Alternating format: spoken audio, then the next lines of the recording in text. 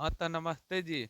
अगर आप बिहार मैट्रिक 2026 में परीक्षा देने वाले हैं तो ये पार्ट डू आपके लिए मोस्ट इम्पोर्टेंट और वीवीआई ऑब्जेक्टिव है, जो कि मैं ऑल ऑब्जेक्टिव लाया हूं, जो कि परीक्षा के दृष्टि से देखते हुए इसी में से परीक्षा में आएगा, ये हमारी वादा है और हमें लगता है ये गारंटी भी है। आप यदि इस वीडियो को देख लेते हैं तो मैं आपको गारंटी दे सकता हूं, तो आपका एक भी ऑब्जेक्टिव नहीं छूटने वाला है। ठीक है, तो आइए हम देर करते हुए, क्योंकि आपका अब टाइम का हो गया है, कीमती हो गया है, एक एक पल आपका कीमती है। टाइम वेस्ट करते हुए हम करते हैं वीडियो को स्टार्ट।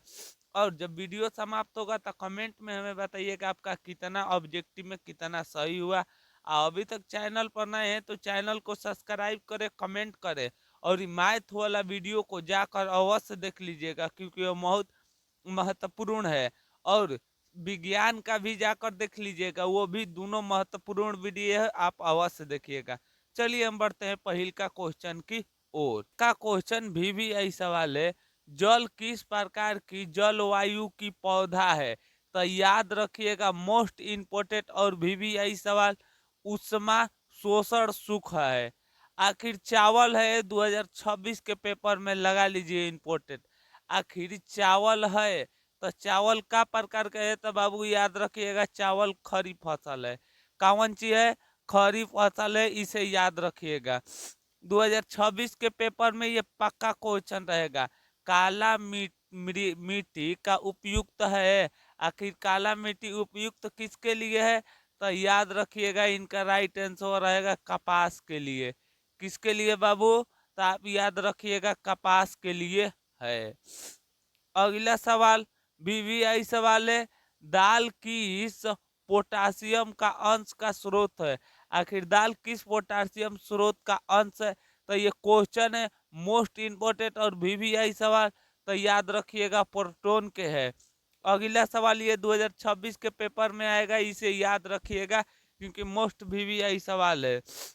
निम्नलिखित में कौन रबी फसल है?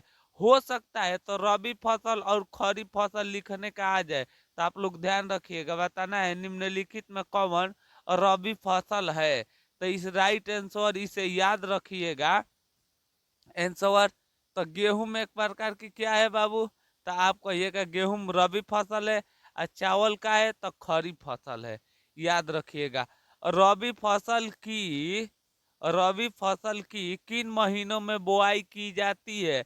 आखिर रबी फसल कब बोया जाता है, रोपा जाता है? तो इनका राइट आंसर याद रखिएगा, अक्टूबर से नवंबर में बोने के लिए काम लग जाता है रबी फसल को। अगला सवाल देखिए वीवीआई है, निम्नलिखित में कौन बेवार्षिक फसल नहीं है? कौन बेवार्षिक मतलब कमाने वाला फसल नहीं है? तो याद रखिएगा, मोस्ट इम्पोर्टेंट है सवाल। तो गेहूं का है, बेवार्षिक फसल नहीं है। निम्नलिखित में कौन रोपण फसल नहीं है? कौन इनमें से फसल है जिसे रोपा नहीं जाता है? आप कहिएगा रबर। भाई साहब आप रबर देखे होंगे, रबर का किया जाता है, रोपा जाता है। गन्ना भी रोपा जाता है, इसलिए कट करिए। चाय चाय भी रोपा जाता है, लेकिन गेहूं का किया जाता है, छीटा जाता है। और गेहूं कैसा फसल है बाबू? तो आप कहिएगा ये रबी फसल है। अब आइए नेक्स्ट क्वेश्चन देखिए, भारत की प्रमुख खाद्यान्न में फसल कौन होती है? आखिर भारत की खाद्यान्नों में कौन अधिक फसल होती है? तो 25 इसका राइट आंसर याद रखिएगा, धान भारत में सबसे अधिक होती है। निम्नलिखित में कौन खरीफ फसल है बाबू? बताना है निम्नलिखित में कौन खरीफ फसल है। इस क्वेश्चन को ध्यान से देख लीजिएगा, वीवीआई सवाल है। तो इनका बता दीजिएगा कौन खरीफ फसल है। तो कपास खरीफ फसल है और गेहूं रबी फसल है, इसे ध्यान रखिएगा। अब मोस्ट इम्पोर्टेंट और वीवीआई सवाल, धान का प्रकार है? आखिर धान का एक प्रकार कौन है? तो याद रखिएगा इस क्वेश्चन को, इनमें से सभी है। अमन है, आशा है, बोरी है।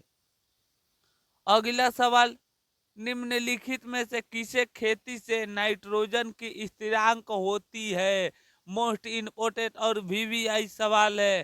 तो दलहीन का हो जाएगा, दलहीन। नवीन जलोढ़ मृदा के अन्य नाम क्या है? क्वेश्चन भाई साहब वीवीआई सवाल है, इसे ध्यान से देख लीजिएगा। तो याद रखिएगा, इनका राइट आंसर हो जाएगा बी, खदार है। वर्षा ऋतु में बोए जाने वाला फसल कौन है? आखिर वर्षा ऋतु में कौन बोया जाता है? तो इनका राइट आंसर याद रखिएगा, 2026 के पेपर में आएगा, खरीफ फसल बोया जाता है।